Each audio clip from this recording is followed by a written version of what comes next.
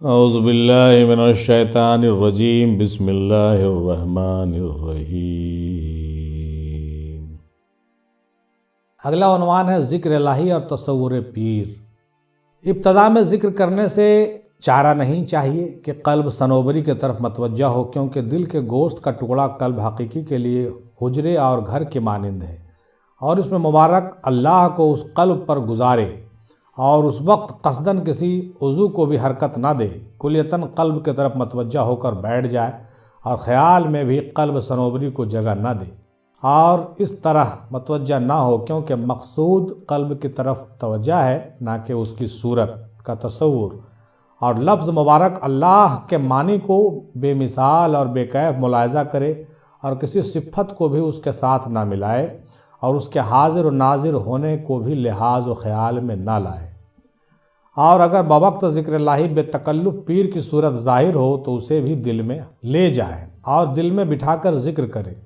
تم جانتے ہو کہ پیر کیسی ہستی ہے۔ پیر وہ ذات ہے کہ اللہ تک پہنچنے میں اس سے استفادہ کرتے ہیں اور اس سے اس راہ میں طرح طرح کی مدد اور اعانت حاصل کرتے ہیں۔ خالی کلاه، چادر، شجرہ جو مروج ہو چکا ہے پیری مریدی کی حقیقت سے خارج ہے اور عادات و رسوم میں داخل ہے۔ کتنے بڑی بات امام ربانی کہہ رہے ہیں رحمۃ اللہ علیہ، کہ یہاں پر رک کر کے ہم یہ بات اس لیے کہہ رہے ہیں کہ بہت امپورٹنٹ بات ہے، اس پر ضرور سوچنا چاہیے آدمی کو۔ کہہ رہے ہیں کہ خالی ٹوپی، چادر چڑھانا، سجرہ پڑھنا یہ سب رواج بن چکا ہے، یہ پیری مریدی کی حقیقت سے خارج ہے۔ اللہ اکبر، ہم روک کے سوچیے۔ لیکن آج کے ڈیٹ میں کیا ہو رہا ہے؟ صرف خانقاہوں میں صرف یہی ہو رہا ہے۔ کیا کر رہے ہیں بھائی؟ تو ہفتہ میں خالی سجرہ پڑھتے ہیں اور سال میں چادر چڑھاتے ہیں، پگڑی باندھ رہے ہیں، ٹوپی پہن رہے ہیں، جبہ لگا رہے ہیں، جبکہ آج سے 400 سال پہلے امام ربانی رحمۃ اللہ علیہ اپنے کتاب میں لکھ دیے تھے کہ خالی کلاه، چادر، سجرہ یہ سب مروج رواج ہو چکا ہے، پیری مریدی کی حقیقت سے خارج ہے، اور کیا ہے؟ صرف عادت اور رسوم ہے، صرف رسم رہ گیا ہے۔ اللہ اللہ اللہ اللہ اللہ۔ ہاں، یہ بات درست ہے کہ شیخ کامل مکمل کا کرتا بطور تبرک اپنے پاس رکھ کر اس کے ساتھ اعتقاد و اخلاص سے زندگی گزارے۔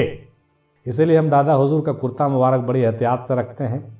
428 نمبر پیج پر یہ بات مجدد علی ثانی رحمۃ اللہ علیہ نے لکھ دیا ہے کہ اپنے پیر کامل کا تبرک اپنے پاس رکھ کر کے اعتقاد کا اخلاص کے ساتھ زندگی گزاریے، یہی بہت کافی ہے۔ وہ سب رسم اور عادات سے نکل آئیے، ٹھیک ہے؟ اور قلب ذکر کی طرف انہوں نے اشارہ کیا اور ذکر الہی اور تصور پیر کی طرف بھی اشارہ کیا ہے۔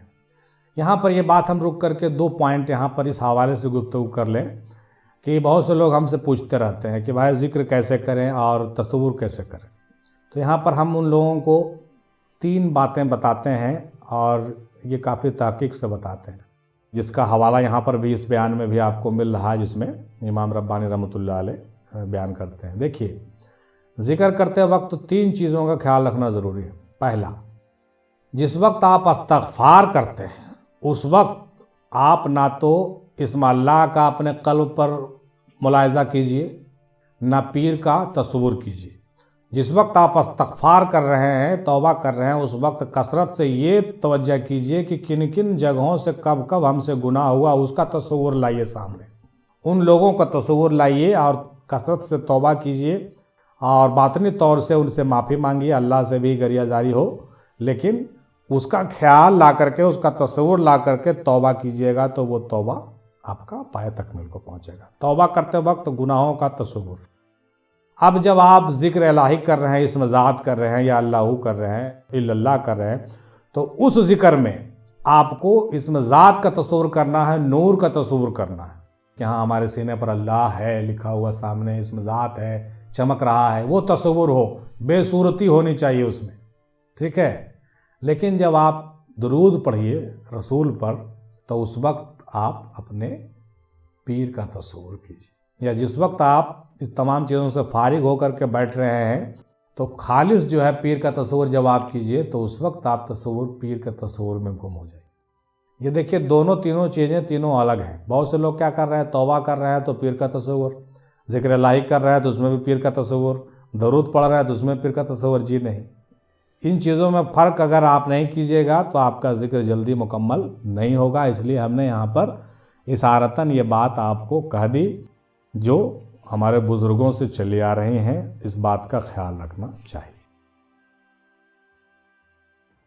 خدمت پیر اور تصور سیخ کا ایک اور عنوان آ گیا۔ حضرت احمد سرہندی بابا اپنے مکتوبات میں یوں بھی لکھتے ہیں کہ اور کوئی راستہ بھی طریق رابطہ یعنی تصور سیخ سے زیادہ قریب نہیں ہے۔ دیکھیں یہ دولت کس سعادت مند کو عطا کرتے ہیں، یعنی تصور سیخ ایک بہت بڑا راستہ ہے۔ حضرت خواجہ احرار قدس اللہ تعالیٰ سرہ العزیز اپنے ملفوظات میں فرماتے ہیں کہ سایہ رہبر بعست ذکر حق، یعنی کہ رہبر کا سایہ ذکر حق کرنے سے زیادہ بہتر ہے۔ رہبر کا سایہ ذکر حق کرنے سے زیادہ بہتر ہے، اور یہ زیادہ بہتر کہنا نفع کے اعتبار سے ہے، یعنی کہ مرید کے لیے رہبر کا سایہ اس کے ذکر حق کرنے سے زیادہ نفع مند ہے، کیونکہ مرید کو اس وقت مذکور یعنی اللہ کے ساتھ کامل مناسبت حاصل نہیں ہوتی تاکہ براستہ ذکر اسے مکمل نفع حاصل ہو۔ یعنی صفحہ نمبر 426 پر یہ کہا گیا ہے کہ تصور شیخ جو ہے ایک بہت بڑی دولت ہے، اور یہ ایسا ہے جیسے رہبر کے سایہ ذکر حق کرنے سے زیادہ بہتر ہے۔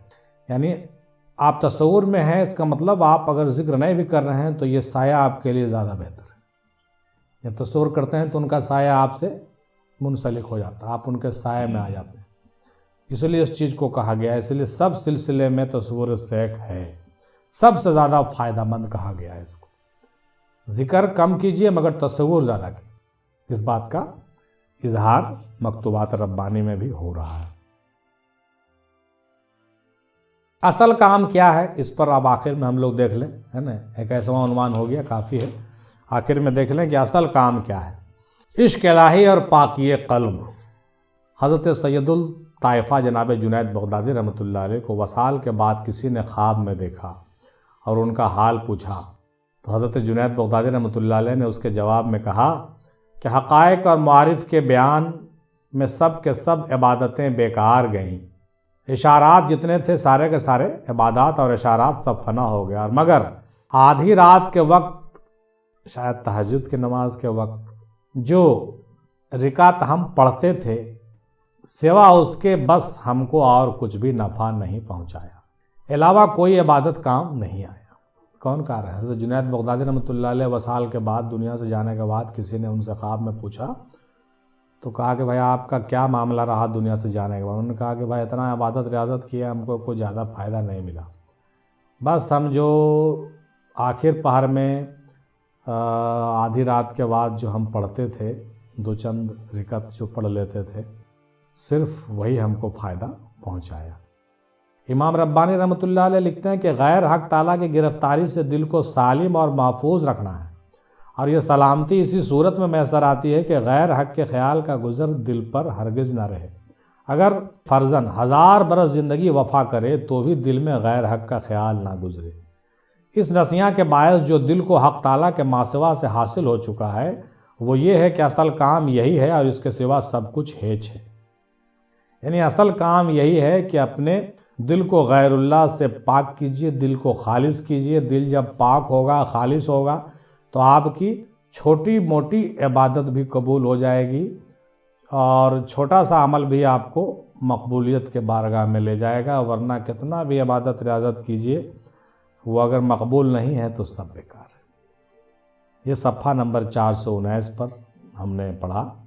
اس سے یہ پتہ چلتا ہے کہ عشق الہی سب سے بڑی چیز ہے، نیت کی پاکی اور اخلاص سب سے بڑی چیز ہے، اور قلب کا پاک ہونا سب سے بڑی چیز ہے۔ باقی سب چیزیں جو ہے ایک دم فالتو ہے، وہ سب کا کوئی اہمیت نہیں، سب اٹھا کر کے آپ کے منہ پر مار دیا جائے گا۔ جتنا تتمہ کر لیجئے کچھ نہیں ہونے والا۔ اگر دل پاک ہے تو سب کچھ ٹھیک ہے، عمل بھی آپ کا قبول ہے، ورنہ جہاں دل میں کھوٹ آ گیا، دل میں ناپاکی آ گئی، دل میں جو ہے حرص و ہوا بھر گیا اور جھول جھال آ گیا تو سارا کا سارا بیکار ہو جائے گا۔ اللہ تعالیٰ سے دعا ہے کہ ہم لوگوں کو ان چیزوں پر چلنے اور ان چیزوں کو سمجھنے اور ان چیزوں پر عمل کرنے کی توفیق عطا فرمائے۔ وما علینا الا البلاغ، وآخر دعوانا الحمد للہ رب العالمین۔ برحمتک یا ارحم الراحمین بحق لا الہ الا اللہ محمد الرسول اللہ صلی اللہ تعالی علیہ وسلم۔